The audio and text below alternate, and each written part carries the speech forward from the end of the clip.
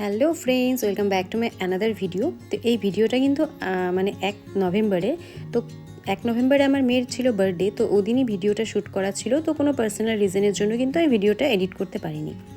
তো মেয়ের বার্থডের দিন আমরা সকালে দেখো রেডি হয়ে 3 জন মিলে চলে গেছিলাম মন্দিরে, মানে পুজো দিতে। তো মেয়ের এবার 3 বছরের বার্থডে ছিল।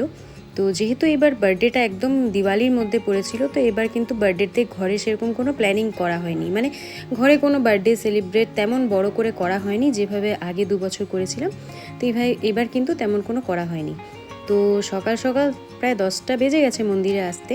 তো মন্দিরে কিন্তু তেমন ভিড় ছিল না, কারণ যেহেতু দিওয়ালির দিন, তো সেরকম একটা ভিড় ছিল না এই মন্দিরে।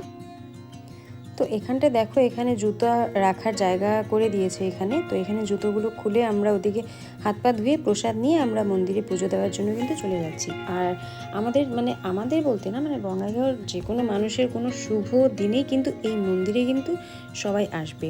মানে সেটা বিয়ে বলো বা অ্যানিভার্সারি বলো, বার্থডে বলো, যে কোনো কিছুতেই মানে শুভ দিনে কিন্তু সবাই এখানে এসেই পুজো দেয়। কারণ এই মন্দিরটা একটা হচ্ছে জাগ্রত মন্দির, বাগেশ্বরী মায়ের মন্দির বলে। তো তোমরা যদি কোনোদিনও বঙ্গাইগাঁওতে আসো, তো এই মন্দিরে কিন্তু দর্শন করে যেও। তো যেহেতু দিওয়ালির দিন ভিড় একটা ছিল না, না হলে কিন্তু অন্যদিন কিন্তু এই মানে এতটা পর্যন্ত কিন্তু লাইন চলে আসে। এর থেকে দূরেও একদম গেট পর্যন্ত লাইন হয় কোনো সময়। কিন্তু আজকে আমরা যে টাইমে এসেছি ওই টাইমে কিন্তু অতটা ভিড় ছিল না। তো ভালোই হয়েছে, আমাদের তাড়াতাড়ি পুজো দেওয়া হয়ে গেছে। আর মেয়েকে নিয়ে এসেছি, ওকেও কিছু খাওয়াইনি ভালো করে, তো তাড়াতাড়ি পুজো দেওয়া কিন্তু আমাদের হয়ে গেছে।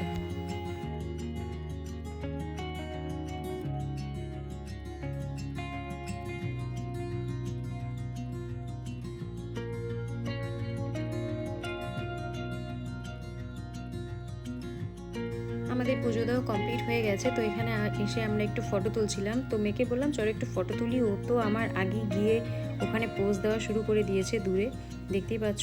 ওখানটায় গিয়ে মানে ফটো তুলবে বলে পোজ দিচ্ছে, একবার কাঁধে হাত দিচ্ছে, একবার কোমরে হাত দিচ্ছে ফটো তোলার জন্য, মানে খুবই ব্যস্ত।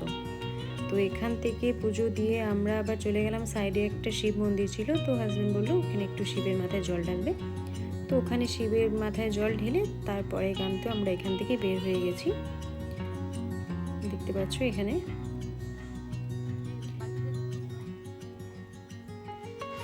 তো এখন সন্ধে হয়ে গেছে। তো যেহেতু দিওয়ালির দিন ছিল, কাউকে ডাকা হয়নি তেমনভাবে। আশেপাশে 2-3 জন বাচ্চাকে ডেকেছি জাস্ট কেকটা কাটানোর জন্য, কারণ ও মানে বার্থডে বলতে খুবই পাগল।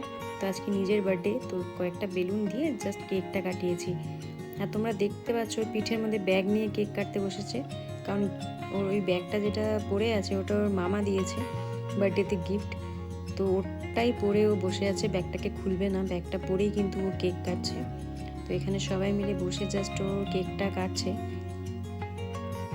তো কেকটা কিন্তু ও নিজেই চয়েস করেছে, কেকটার উপরে কিন্তু ওর মেকআপের জিনিস বানানো আছে।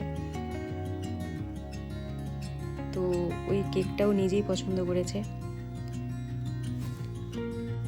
তো কেকটা কাটার পরে আমরা সবাই মিলে চলে গেছিলাম অল্প বাইরে কালী পুজো দেখতে। সবাই মিলে বলতে আমি, হাজব্যান্ড আর আমার দাদা বৌদি, এই 4-5 জন মিলে আমরা চলে গেছিলাম বাইরে কালী পুজো দেখতে। তো কয়েকটা কালী পুজো দেখে বাইরে আমরা ডিনার করে তারপরেই কিন্তু বাড়িতে ফিরেছি।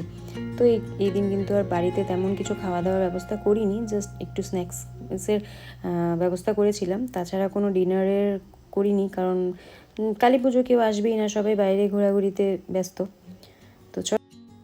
তো আজকে ভিডিওটাকে এখানেই শেষ করছি, দেখা হচ্ছে নেক্সট ভিডিওতে। আর যারা যারা ভিডিওটা দেখছো, যদি ভিডিওগুলো ভালো লাগে থাকে চ্যানেলটাকে সাবস্ক্রাইব করে দিও। Thank you for watching.